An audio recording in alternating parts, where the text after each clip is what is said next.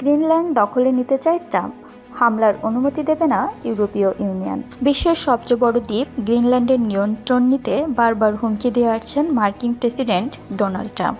এমনকি দ্বীপটি দখল নিতে সামরিক ও অর্থনৈতিক শক্তি প্রয়োগেরও হুমকি দিয়ে রেখেছেন ট্রাম্প।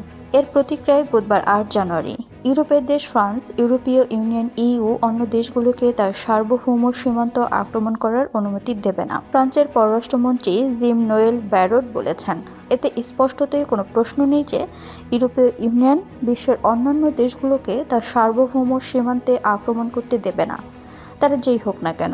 আমি বিশ্বাস করি না যে যুক্তরাষ্ট্র সুবিশাল আর্কটিক দ্বীপে আক্রমণ করতে চলেছে, তবে যাই হোক, এর ভীত হওয়ার কোনো কারণ নেই। এদিকে যুক্তরাষ্ট্রের দীর্ঘদিনের ডেনমার্ক বারবার স্পষ্ট করেছে, গ্রিনল্যান্ড বিক্রির জন্য নয়, এটি শুধু তার বাসিন্দাদের।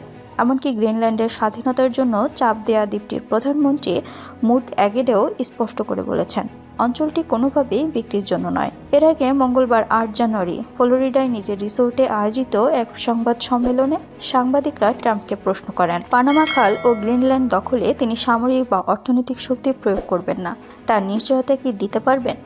জবাবে ট্রাম্প বলেন, না, আমি এখনই আপনাকে এ বিষয়ে নিশ্চিত করে কিছু বলতে পারছি না, তবে আমি বলতে পারি আমাদের অর্থনৈতিক নিরাপত্তার জন্য তাদের প্রয়োজন।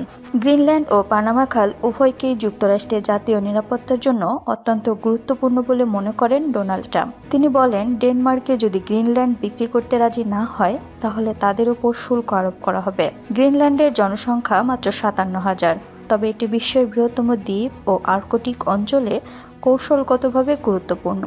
এখানে যুক্তরাষ্ট্রের একটি বড় স্পেস ফ্যাসিলিটি রয়েছে এবং সেখানে পৃথিবীর বিরল কিছু পদার্থ ও উপাদানের বৃহত্তম মজুদ রয়েছে, যা ব্যাটারি ও হাইটেক ডিভাইস তৈরিতে ব্যবহৃত হয়।